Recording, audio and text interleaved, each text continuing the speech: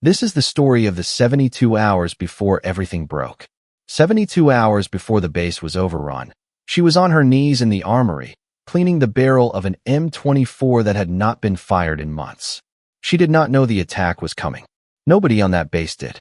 But when the first mortar round hit the mess hall and the perimeter alarm started screaming, she was the only person in the entire compound who did not freeze. Stay with me until the very end, because what she does in the final 90 seconds is the reason 43 Special Operations commanders now train their snipers differently. Her name on the roster was listed as Corporal J. Reyes. No first name spelled out. No unit history. No previous postings. Just a call sign in parentheses next to the line, Nighthawk. Nobody on the base had heard of her. The transport had dropped her off in the middle of the night with a single duffel bag, a rifle case with 3 locks on it, and orders that had been signed at a level above the base commander's clearance. She had walked into the barracks without a word, taken the empty bunk at the far end near the window, and sat down on the edge of the mattress for exactly 9 minutes. Then she had gotten up, walked to the wash rack, filled the canteen, and gone straight to the range to zero her scope in the dark. That was the first anyone saw of her. A silhouette against the pale desert moon, kneeling in the prone position beside the 200-meter target berm, feeding cold rounds into a rifle nobody recognized. She did not speak to the range officer.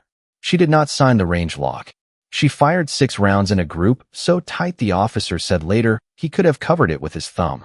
Then she walked back to the barracks and slept. In the morning, the mess hall was full of soldiers pretending not to look at her. She stood in line for eggs. She took her tray to a table in the corner. She ate slowly, eyes down. She did not answer when a private tried to ask her where she was from. She did not react when a corporal knocked into her chair on purpose on his way past. She finished her food, cleared her tray, and walked out. Somebody muttered a joke. Somebody laughed. She did not turn around.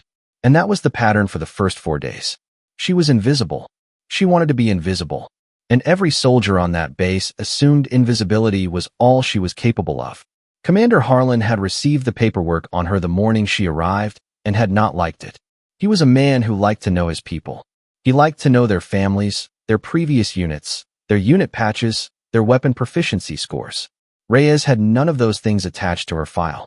What she had, at the very top of the folder, was a single yellow sticker with a code on it that Harlan had only seen twice before in his 29-year career, and both of those times it had been on the file of a man he had never been allowed to meet. He had stared at that sticker for a long time in his office. Then he had put the folder in the bottom drawer of his desk, locked it, and told his executive officer that Corporal Reyes was to be assigned to standard support duties until further notice. Standard support duties. That was the exact phrase. And when Sergeant Voss, who ran the daily rotations, saw the note, he had grinned to himself and put her name on the list for latrine duty, for kitchen prep, for perimeter watch on the coldest shift. It was petty. He knew it was petty.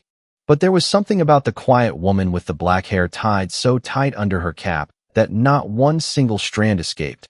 Something about the way her eyes looked through people instead of at them, that made him want to see her flinch. She did not flinch. She scrubbed the latrines without a word. She washed the trays without a word. She stood watch for 6 hours in wind that dropped the ambient temperature to 15 below and came back inside with her lips cracked and her hands still perfectly steady. Voss watched her set her rifle in the rack, hang up her plate carrier with slow, deliberate motions, and walk to her bunk. He waited for her to complain. She did not complain. She did not even look at him. And that, more than anything else, was what began to make him hate her. It happened on the 9th morning, in front of everyone. The base was doing its weekly all-hands assembly on the parade ground, a formation of nearly 300 personnel arranged in neat rectangles by unit, and Commander Harlan was walking the front rank when Sergeant Voss decided he was going to make a point. He stepped forward as Harlan approached his section. He snapped a salute, and then, in a voice loud enough to carry across the entire formation, he requested permission to speak. Harlan gave it. Voss then turned, pointed to Corporal Reyes standing at the far end of his rank, and said that with the commander's permission, he would like to formally request that Corporal Reyes be reassigned to a non-combatant support role permanently. He said she was not a soldier. He said she had not passed any qualification anyone on the base had witnessed. He said she was slowing down his rotation schedule. And then he said, with a small smile, that if she wanted to prove otherwise, she was welcome to come out to the range that afternoon and shoot alongside real operators. The parade ground went very quiet. Marines 2 ranks back turned their heads to look at Reyes. Rangers pretended not to. The Air Force detachment stared at their own boots. And at the far end of the formation, near the flagpole, Master Chief Delacroix, who had not spoken to anyone since his phone call 4 days earlier, went absolutely still. Commander Harlan turned to look at Reyes. She was standing at parade rest, spine straight, chin level, eyes fixed on the horizon behind Harlan's shoulder. She had not moved a single muscle. Her breathing had not changed. She looked exactly the same as she had looked every other minute of every other day since she had arrived on that base. Harlan hesitated. He hesitated for a long moment. And then, because he was a man who believed that a good commander did not intervene in disputes between his personnel, because he was a man who had already made up his mind that this quiet corporal was not what her file suggested she was, because he was tired of the yellow sticker in the bottom drawer of his desk, and the phone calls he could not answer, and the paperwork he could not read. He nodded. He said Sergeant Voss's request was acknowledged. He said the range would be open at 1500 hours. He said Corporal Reyes was welcome to demonstrate her proficiency if she chose to. And then he moved on to the next rank without looking at her again. Voss's grin, which had been small and polite during his request, widened by exactly 2 degrees. He said yes, sir, snapped another salute, and stepped back into formation. His corporals, standing behind him, could not entirely hide their smiles. The assembly continued for another 11 minutes. Reyes did not move. She stood at parade rest with her eyes on the horizon and her hands crossed behind her back exactly as she had been standing at the start.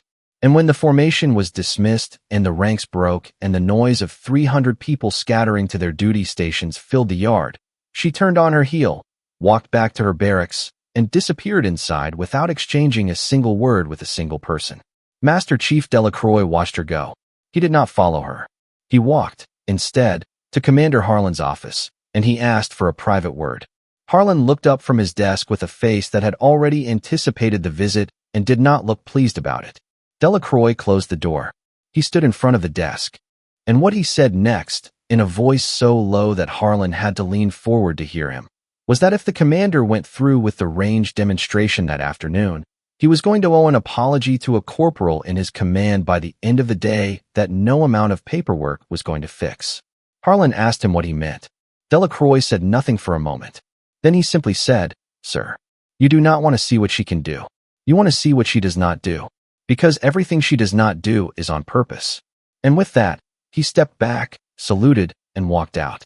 Nobody on the base could quite explain, later, what changed in the 2 hours before 1500. But something changed. It started with a whisper in the mess hall around lunchtime. A rumor that Master Chief Delacroix had been seen going into the commander's office and coming out with his jaw set in a way none of the SEAL detachment operators had ever seen. Then, at around 1330, a Ranger corporal noticed that the entire SEAL detachment, all 19 of them, in full combat kit and with their weapons, had moved to the western observation platform above the range. They were not talking. They were not lounging. They were standing in a loose, staggered line along the platform railing, and every one of them had their eyes on the small barracks door where Corporal Reyes had disappeared that morning. That, more than anything else, was the first crack in the certainty of everyone on that base. Because SEAL operators do not stand in loose, staggered lines watching a barracks door for fun. They do it when they are about to see something they want to remember. Sergeant Voss walked past the platform on his way to the range at 1445. He looked up. He saw the operators. He saw the Master Chief at the center of the line, arms folded, face unreadable. And for the first time in his career, Sergeant Voss felt a small, cold, uncertain tightening in the middle of his chest. He kept walking. He told himself he had imagined it. He arrived at the range, checked in with the range officer, set up his own rifle at the 200-meter lane, and waited. His 3 corporals arrived a few minutes later, laughing, ready for the show. They set up in the adjacent lanes. They checked their scopes. They chambered rounds. And they waited. At 1458, the barracks door opened, and Corporal Reyes stepped out into the afternoon sun. She was wearing her full uniform. Her plate carrier was locked down tight. Her tactical cap was pulled low. Her neck gaiter was in place. She was carrying, over her right shoulder, a rifle case that nobody on the base had seen her open before. It was not the standard issue case. It was matte black, hard-sided, with 2 combination locks and a small, unmarked plate on the side. She walked across the yard with her usual, slow, deliberate stride. She did not look at the sealed attachment on the platform. She did not look at Sergeant Voss waiting at his lane. She walked to the far end of the range, to the lane furthest from the tower, set the case down on the shooting mat, knelt beside it, and began the ritual of unlocking it. The clicks of the combination locks were the loudest sound on the range for a full 30 seconds. And then she opened the case. What was inside made 3 of the 4 range personnel take an involuntary step forward. Master Chief Delacroix, on the platform above, did not move. He had known what was inside the case since the day she had arrived. And that was the moment, that specific second, at exactly 1500 hours on the 9th day since Corporal Reyes had walked onto that base, when Sergeant Voss began, slowly, to understand that he had made a mistake he could not take back. The rifle she lifted out of the case was a match-grade custom build that nobody in the current active service would ever be issued through normal supply channels. The stock was hand-carbon laid, matte gray, with a serial number sanded off. The scope on top of it was a piece of glass that 3 of the SEAL operators on the platform recognized instantly, because they had each written formal requisitions for one and been denied by budget review. The barrel was longer than standard. The bipod was custom milled. And when she set it down onto the shooting mat and began her pre-fire ritual, every single movement was so economical and so practiced that it looked less like a soldier preparing to shoot and more like a surgeon preparing for an operation she had performed 1,000 times before. Sergeant Voss, in his own lane 40 feet to her left, cleared his throat. He said, loudly, that the standard qualification was 5 rounds at 200 meters, 10 rounds at 400, 5 rounds at 600. Standard M40 course of fire. He said it with the same smile he had been carrying all morning. Reyes did not respond. She was checking the wind flag at the far end of the range. She was reading the ripple pattern in the yellow desert grass beyond the berm. She was doing math in her head that Voss could not have followed even if she had spoken it out loud. Master Chief Delacroix, on the platform, murmured something to the operator next to him. That operator murmured something back. And a slow, quiet, almost invisible ripple moved down the line of 19 men on the platform, each of them adjusting their stance by a fraction of an inch, each of them squaring themselves slightly toward the range. Down at the shooting mat, Reyes was ready. She looked up, and for the first time all week, she spoke. Her voice was quiet, level, without any inflection at all. She said she would take Sergeant Voss's course of fire under one condition. Voss laughed. He asked what the condition was. She said the condition was that she would fire from the 1500-meter mark, not the 200, 400, or 600. She would take all 20 rounds at that single distance.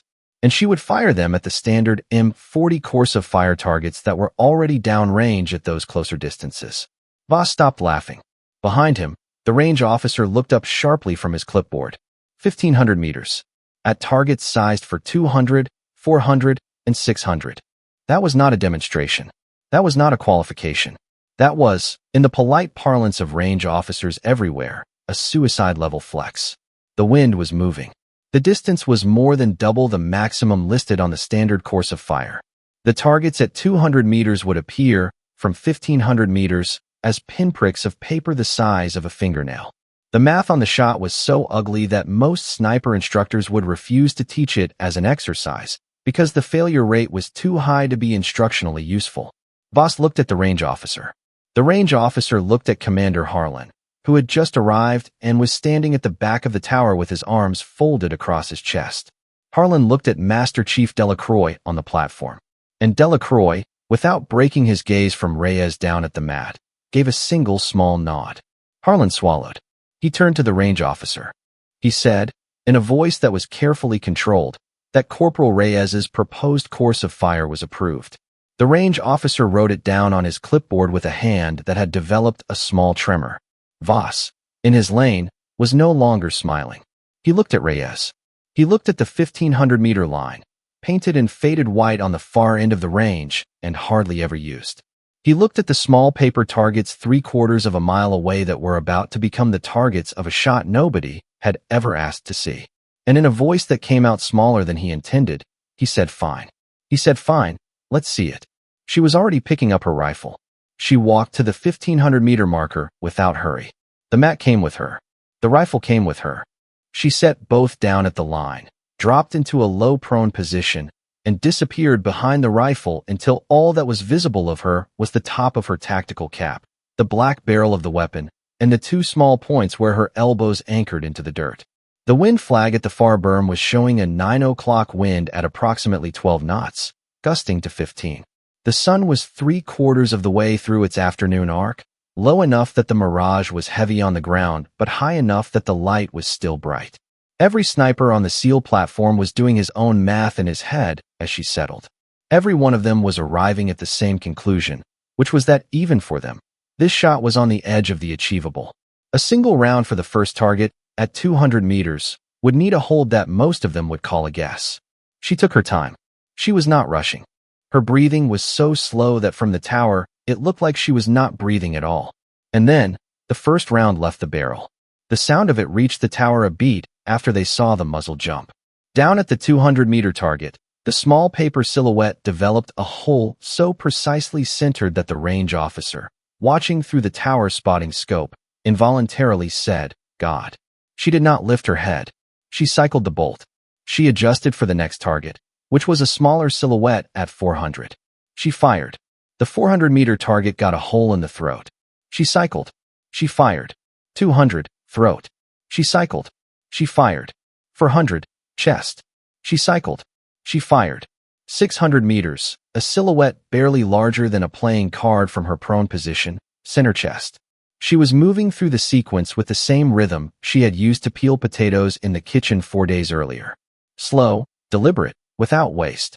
Sergeant Voss, in his own lane, had not fired a single one of his own rounds yet. He had forgotten to.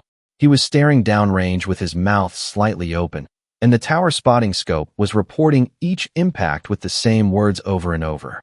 Hit, hit, hit, hit. She fired her 10th round. 10 hits. Center mass on every silhouette, at every distance, from a distance more than double the maximum of the course of fire, with a rifle nobody had scored and a scope nobody had inspected. She paused for approximately 3 seconds. Then she began the second half. Round 11, 200, forehead. Round 12, 400, forehead. Round 13, 600, forehead. Round 14, 200, forehead. She was not just hitting the targets anymore. She was choosing where on the targets she wanted the holes to be. And she was placing them so precisely that a spotter 15 feet away from the target line, if there had been one, could have used the pattern of impacts to draw the outline of a face. Voss let out a small sound. It was not a word. It was more like an involuntary exhale. His corporals in the adjacent lanes had lowered their own rifles. They were staring downrange. The SEAL platform above the range was completely silent. Master Chief Delacroix's arms had come uncrossed. His hands were resting at his sides. His face, which for 4 days had been unreadable, had softened into something that might, in another man, have been called pride. Round 20 was the last one. She took a longer beat before it. She adjusted her cheek weld by perhaps 3 millimeters. She let the breath out. She fired. Downrange, at 600 meters, the tiny paper silhouette developed a hole in the exact center of the small painted diamond the range officer used to mark the 10 ring. The range officer stared through the scope for a long moment. Then he lowered it. Then he lowered it further, until it was resting flat on the desk of the tower, and he took his cap off, and he did not say anything for a full 10 seconds. Down at the 1500-meter line, Corporal Reyes cleared her weapon. She removed the magazine. She locked the bolt back. She picked up her 20 spent casings, one at a time, and dropped them into a small mesh bag on her belt. She stood up. She dusted the front of her uniform once with the flat of her gloved hand. She walked back to the shooting mat. She began, without hurry, to break the rifle down and return it to the matte black case. She had not spoken a word since the moment she had proposed the range. She did not speak now. And on the platform above the range, Master Chief Delacroix turned to the SEAL operator next to him and said one word, quietly, but loud enough that 3 or 4 of them heard it, and passed it down the line so that within seconds, every one of the 19 men on that platform was thinking the same word, and behind them, without any of them saying it aloud, so were the range officer, the commander, and every soldier who had drifted to the fence to watch. The word was Nighthawk. For a long moment after she stood up, nothing on that base moved. The wind was still blowing. The flag on the pole was still snapping. Somewhere in the distance, a diesel generator was running. But every single person within eyeshot of that range had gone completely still. Sergeant Voss was the first to break. He walked, slowly, from his own lane down toward the 1,500-meter line where she was closing her rifle case. He was not smiling anymore. His 3 corporals did not follow him. They were still standing at their lanes, staring downrange at targets they could not have hit with a howitzer, and one of them, the youngest, was blinking rapidly like he was trying to unsee what he had just seen. Voss reached the mat. He stopped about 10 feet from her. He opened his mouth. He closed it. He opened it again. He did not know what he had come down there to say. He had thought, walking down, that he was going to say something like fair enough, or good shooting, or nice performance. But standing in front of her now, watching her calmly click the second combination lock on her rifle case, all of those phrases felt like small, useless things that did not belong in his mouth. She looked up at him. Her eyes met his for the first time all week. And for exactly the length of a heartbeat, Sergeant Voss saw, behind those steel-gray eyes, something that was so far outside of anything in his own experience that his body took an involuntary step backward. She stood up. She lifted the case. She walked past him without a word. She walked past his silent corporals. She walked past Commander Harlan, who was standing at the front of the tower with his own arms lowered and his own face pale, and she gave him the small, precise nod that a subordinate gives a superior when leaving a formation. Harlan returned the nod without speaking, and then she walked, at the same slow, deliberate pace she had used all week, back to the barracks. The barracks door closed behind her. On the platform above the range, Master Chief Delacroix turned to the SEAL operator to his right and said, in a voice barely above a murmur, that was 90%. She was pulling every shot by half a mil to the left on purpose. She did not want to embarrass anyone. The operator he had spoken to looked at him. Then he looked back down at the range. Then he said, very quietly, Master Chief, with respect. She embarrassed everyone. And every man on that platform, all 19 of them, made a small sound that in another situation might have been a laugh.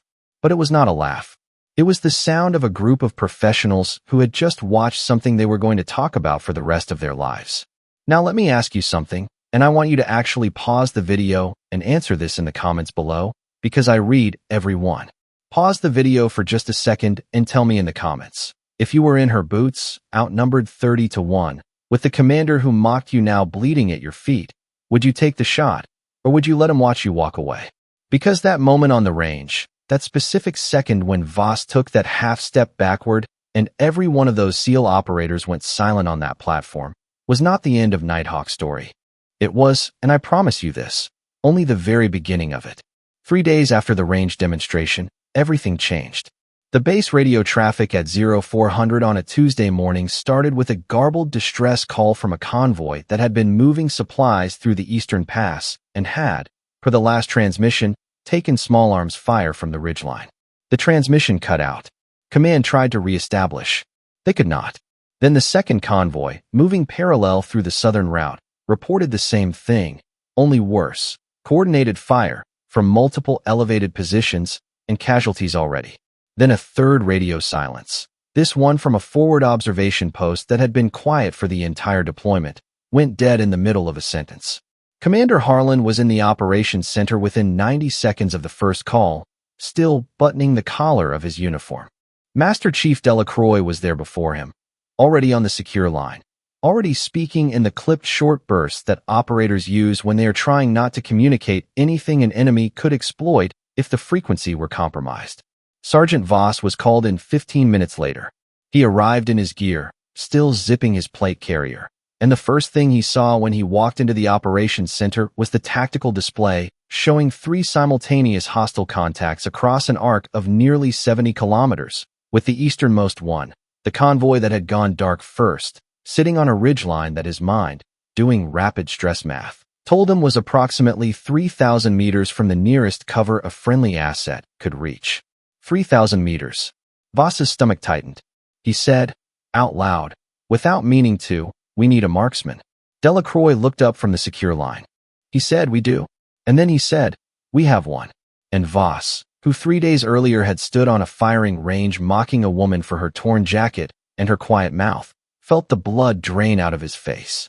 10 minutes later, Corporal Reyes was standing in the operations center in full kit, her rifle case at her feet, her tactical cap pulled low, her neck gaiter up. She was reading the tactical display. She was doing math. She was asking, in the same quiet level voice she had used on the range, questions that made the operations officer scramble to answer them. Distance to nearest overwatch position. Wind data for the eastern pass. Elevation delta between the ridge and the valley floor. Enemy composition estimates. She listened to each answer. She nodded once. She unfolded a paper topographic map on the ops table and studied it for exactly 40 seconds. Then she pointed to a small, unlabeled promontory approximately 2,700 meters southwest of the compromised convoy and said, "Here. Insert me here. I will need 6 hours. Do not send extraction until I signal." Harlan looked at the map.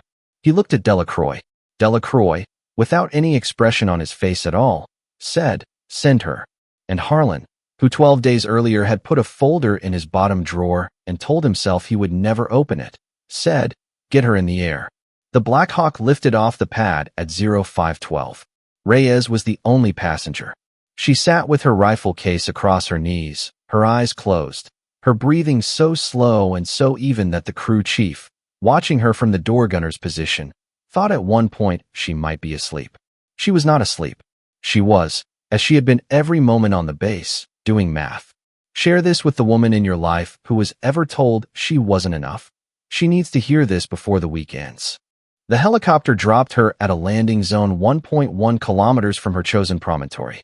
She hiked the remaining distance in 42 minutes, moving through terrain that would have taken most operators twice that. When she reached her chosen position, she went prone behind a rock spine, cleared a small line of fire through the brush with the flat of her hand, and set up. It was 0611. The sun was just beginning to cut over the eastern ridge. In her scope, at a range her onboard computer read as 2,704 meters, she could see the convoy she had come to save. She could see the 3 armored vehicles, 2 of them still smoking. She could see the 15 surviving soldiers who had taken cover in a shallow dry wash beside the road and were, at that moment, pinned down by fire from at least 8 enemy positions on the ridgeline above them. She could see, through the shimmer of the desert mirage, exactly where each of those 8 enemy positions was. She began, slowly, to count them. The first shot was easier than the range had been, because the target was moving, and moving targets, for reasons that only other snipers understand, sometimes betray themselves in ways that stationary ones do not. She took the leader first. He was standing behind the second highest rock on the eastern ridge, giving hand signals to the men below him, and he had, in the way that overconfident commanders sometimes do, stepped 1 inch too far from his cover to gesture. Her round crossed 2,700 meters in slightly less than 4 seconds. He was on the ground before any of his men understood what had happened. She was already cycling. Her second shot took the machine gunner who had been suppressing the wash. Her third took the man who tried to move to the machine gun. Her fourth took the spotter who was trying to figure out where the shots were coming from. Down in the wash, the surviving convoy soldiers began, slowly, to understand that the pressure on them had lifted. One of them lifted his head. Then another. The sergeant leading the survivors, a Marine gunnery sergeant named Ellis, who would later spend 2 hours in a debriefing room trying to describe what he had just witnessed, realized that his radio was working again. He called it in.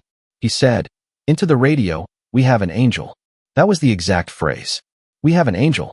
And in the operations center back at the base, Master Chief Delacroix closed his eyes for just a second when he heard it. She took her 5th round. She took her 6th. She took her 7th. But somewhere between the 7th and the 8th, one of the surviving enemy fighters, a man who had been smart enough to realize that the shots were coming from the southwest and stupid enough to think he could do something about it, managed to launch a single rocket-propelled grenade in her general direction. It did not hit her. It hit the rock spine 40 feet to her left. The shrapnel that came off the rock, however, hit her. A piece of granite the size of a coin cut into the back of her right shoulder, just above the top edge of her plate carrier, and lodged there. She did not react. She did not roll away. She did not stop shooting. She cycled her bolt. She adjusted her hold by the fraction of a click that her body's new asymmetric weight required. She fired her 8th round. She took her 9th. She took her 10th. She was bleeding into the back of her uniform. It was soaking into the collar of her long-sleeve combat shirt and running slowly down her spine under her plate carrier. The pain was there. She had cataloged it. She had decided it was not a priority. The convoy was still in the wash. The 11th position on the ridge had not yet been neutralized. She continued to work. And in that moment, if you had asked any one of the men on that ridge line who was left alive to describe the enemy who was killing them, none of them could have told you. They could not see her. They could not hear the shots. The reports were arriving after the impacts, because the rounds were traveling faster than the sound. They only knew that something invisible, patient, and impossibly precise was picking them off one at a time from a distance they had not thought was possible, and that the wind was carrying the smell of their own blood back into their faces. If you believe stories like hers deserve to be told the right way, quietly tap that subscribe button now, so the next chapter finds you before the algorithm buries it. When the extraction bird landed on the promontory at 1556, the pilot expected to find a dead operator or a critically wounded one. He had been briefed on the injuries reported by the convoy survivors, a female sniper, taking shrapnel to the shoulder, still active on the net, still calling adjustments. What he found instead was Corporal Reyes sitting cross-legged on the rock beside her folded rifle case, her plate carrier off, her long-sleeve combat shirt pulled up on one side, so she could apply a compression bandage to the wound with her left hand, and a small, empty ration wrapper folded neatly in her lap. She had not needed to be extracted, technically. She was walking. She had, according to the mission log later reconstructed by intelligence, neutralized 14 enemy combatants across a 5-hour engagement, called in coordinates that led to the recovery of 41 surviving convoy personnel across 3 separate contact points. And this was the part the debriefers had the hardest time understanding. Refused to fire on 3 enemy fighters who had at various points during the engagement been in her scope, but had, in her judgment, been in the process of retreating rather than fighting. She had let them go. She said, in the debriefing, that they were not threats anymore, and that she was not there to hunt. She was there to protect the convoy. When the extraction bird lifted off the promontory, Reyes was staring out the door at the receding ridgeline. She was still bleeding, but slowly now. The crew chief tried to talk to her. She did not respond. She was, again, doing math. At the base, when she stepped off the helicopter, the entire tarmac was lined with personnel. Not for a ceremony. Nobody had ordered a formation. They had simply, in the way that a base sometimes does when it learns something important at once, drifted out of their duty stations and formed a rough perimeter along the tarmac's edge. The SEAL detachment was there in full. Master Chief Delacroix stood at the front of them. The Ranger element was behind them. The Marines were opposite. The Air Force ground crew was near the hangar. And at the far end, standing alone with his cap in his hand, was Commander Harlan. She walked off the ramp. She walked past the Rangers.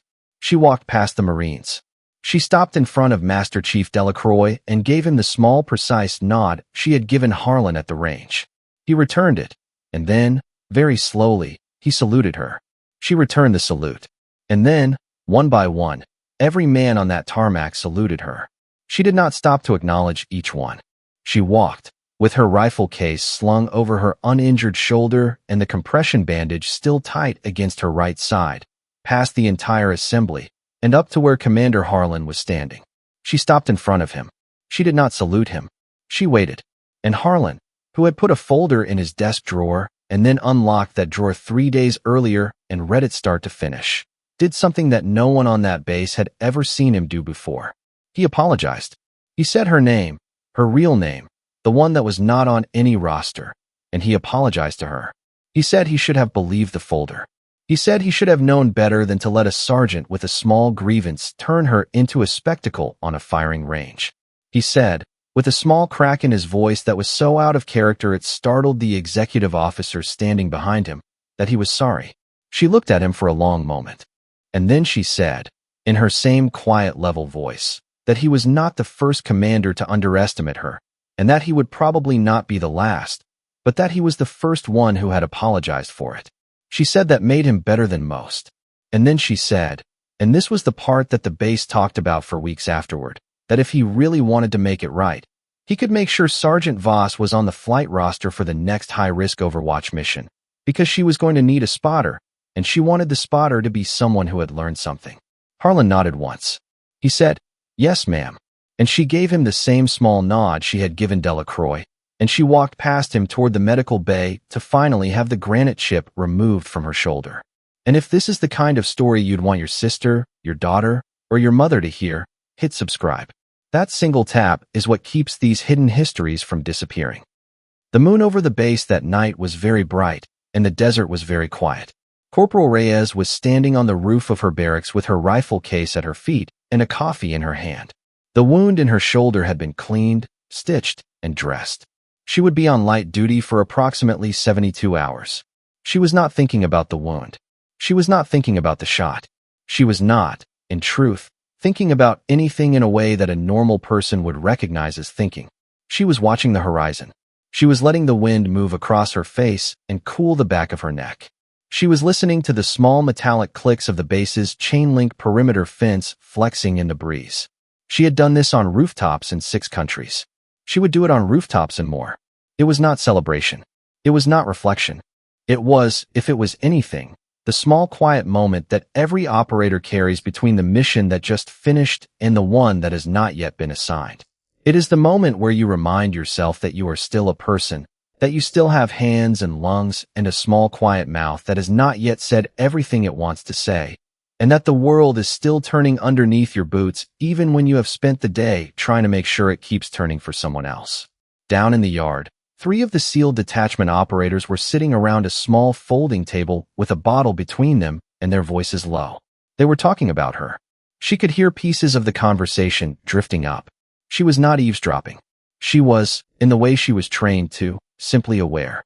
One of them was saying that in his 22 years of service, he had never seen a shot like the first one she took at 2700. One of the others was saying he would follow her into any building in any country. The third was quiet. He was the one who had once, long ago, taught a young female recruit in a training program that officially did not exist how to breathe through a scope. He had not seen her in 6 years. He had not been sure it was her until the range demonstration. He was now sure. She sipped her coffee. She let the moon move slowly across the sky above her. And somewhere, on another base in another country, in a room she did not know about yet, a briefing was being written that would put her name, her real name, the one not on any roster, at the top of the next assignment sheet. She did not know it was being written, but when the call came, in 72 hours, she would be ready. She would always be ready. That was the only thing she had ever really been. Before you scroll, drop one word in the comments. Honor if she deserved every ounce of what she took back, or mercy if you would have let them live. I read every single one. And listen, if you believe stories like hers deserve to be told the right way, quietly tap that subscribe button now, so the next chapter finds you before the algorithm buries it. Because there is a version of this story that ended much worse. There is a version where Sergeant Voss's little firing range demonstration turned into a career-ending humiliation for a woman who had done nothing to deserve it. There is a version where Commander Harlan never opened that folder, never learned who Nighthawk really was, never got to apologize on the tarmac in front of his entire base. And there is a version, and this is the version that keeps operators like Master Chief Delacroix awake at night, where the convoy in the Eastern Pass got no angel at all, and 41 families got a knock at the door the next morning. This version did not end that way. This version ended with a quiet woman standing on a rooftop under a bright desert moon, watching the horizon, waiting for the next call. That is the ending she got. She earned it, and she is not done. But this, everything you just heard, this was only the beginning. Because 2 weeks later, in a base 3,000 miles away, Nighthawk walked into a briefing room carrying a rifle no one recognized. And what she did next made every general in that room stand up. That story is next, and it is waiting for you now. There are people who will tell you that stories like this are exaggerated, that the details get sharpened in the retelling, that the distances get longer and the odds get worse each time the story crosses another mess hall. I understand the skepticism. I have felt it myself sitting across from operators who tell me things over a cup of coffee that would sound absurd if they came from anyone else. But I have also seen the after-action reports. I have seen the sad imagery. I have seen the debriefing transcripts. And in the case of Nighthawk, the strange and uncomfortable truth is that the versions of the story that circulate on bases and in bar corners are usually the softer versions. The real numbers are worse. The real distances are longer. The real cost, to her, personally, over the years, is a weight that most of us would not be able to carry for a single afternoon. She carries it every day. She has been carrying it since she was 19 years old. Something else you should understand, because it matters for everything that comes next. Nighthawk did not choose the call sign. It was given to her, in a training program whose entire existence is still officially denied, by an instructor who took one look at her the first time she went prone with a rifle and said, out loud, that she moved less than any recruit he had ever seen. Less breath, less hesitation, less waste. He said that watching her set up was like watching a bird of prey settle onto a branch.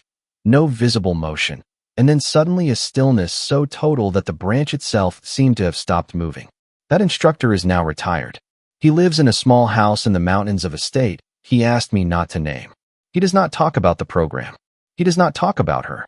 But when I sat across from him last winter and mentioned the call sign, he closed his eyes for a long moment and did not open them again for almost a full minute. When he did, he said only, yes, that was her.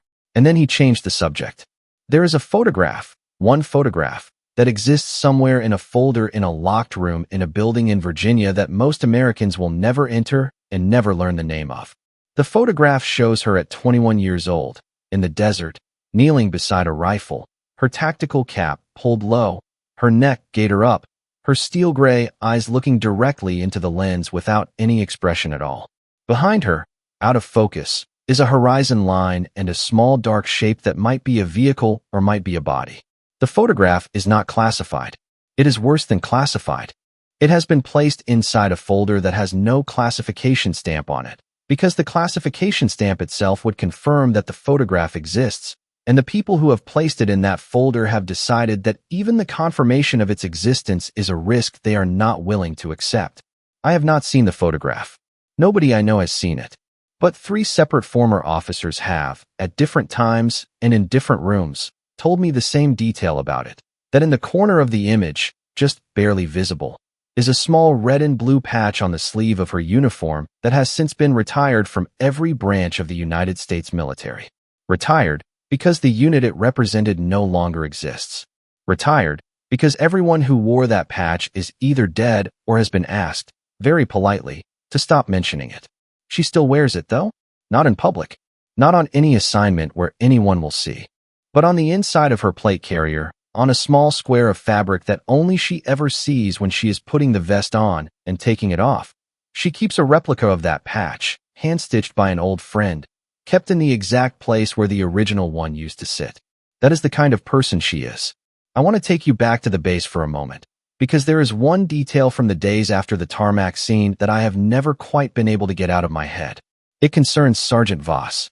In the weeks that followed the convoy mission, the mission he had, indirectly and unknowingly, made possible by forcing Nighthawk to reveal a fraction of what she was capable of on a range in front of an entire base, Voss changed. He did not become humble in the theatrical way that some people become humble after a public reckoning. He did not, for instance, walk up to Nighthawk in the mess hall and try to apologize. He never spoke to her again, in fact.